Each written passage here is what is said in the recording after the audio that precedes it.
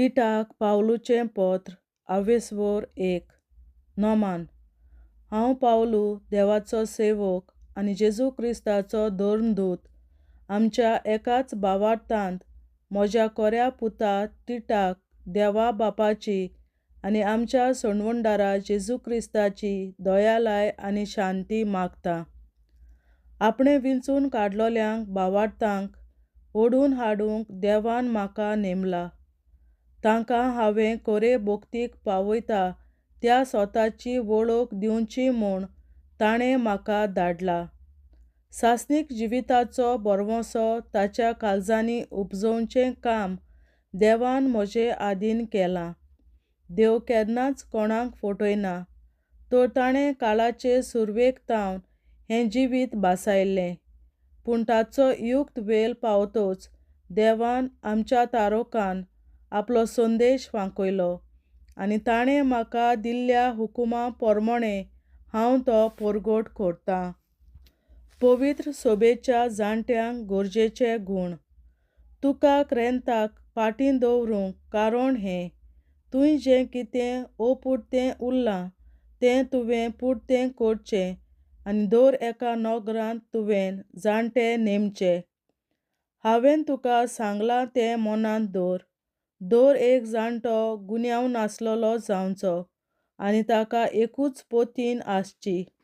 ताचीं भुरगीं जावंक जाय भावार्थी आनी तीं पांपरेल वो आवय बापायचें आयकोनात म्हूण कोणेंच तांचेर दाड दिवंक जायना तसलीं. जो कोण धर्माध्यक्ष तो देवाचो कारभारी म्हणटच गुन्यांवां मेकळो जावंक जाय. तो गोरवी वो रागिस्त जावचो न्हय, न्हय म्हूण बेबदो, मारखोर वो गिरेस्तकायेचे आशेचो.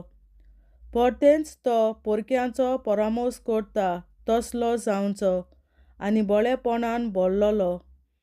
तो मर्यादीक जावंक जाय, देवाक मानता तसल्या जिविताचो आनी ताचे भक्तीचो, आनी आपणाकूच दोमावूंक जाणो आसलोलो. शास्त्रा पोरमोणें भावार्थाचो निरोप घोट सांबाळटा तसलो तो जावंक जाय. अशें तो अपूर्त सारकी शिकवण दिवंक हेरांक उपदेसूंक शकतलो आनी तिचेर आड उलयतल्या कडेन विवाडूंक जाणो जातलो. खोटी शिकवण दितल्यांक विरोध करचो, कित्याक आटापोनांत तसलीं सुखीबोडाय उलयतात तसलीं आनी भुलवणीं जायतीं जाणां आसात, भोव करून सुनतीच्या पंगडाचीं. तांकां ओगी करूंक जाय. हलक्या फायद्याचे आशेक लागून शिकोवंक फावना तसलें शिकोवन आख्ख्या गोरेब्याचो भावार्थ तीं गोंडोलाक घालतात.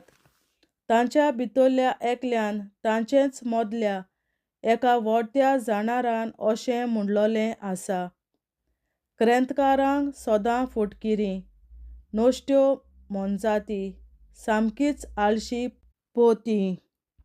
आनी हें म्हणप सारकें. देखून कोरायेन तांकां बोबाट कर आनी भावार्थान तांकां घट कर. तशें तीं जुदेवाच्या काणयांक आनी स्वताच्या मार्गावेलीं कोडसरल्यांत तसल्या मनशांक कान दिवंक पावचीं नात. जीं कोण आपुणूच शुद्ध निर्मळ तांकां सगळें शुद्ध निर्मळ. पूण भोश्टोल्ल्यांक आनी भावार्थ नासलोल्यांक कितेंच शुद्ध निर्मळ ना, कित्याक तांचें मन आनी अंतस्करण भोश्टोल्यांत. आपूण देवाक वळखतात म्हूण सांगतात पूण आपल्या कर्तुबांनी ताका वळखनात म्हूण दाखयतात. खरींच हळशिकणीन देवाचेर कळपतात आनी कसलेच बऱ्या कामाक उपकारनात तसलीं मनशां तीं.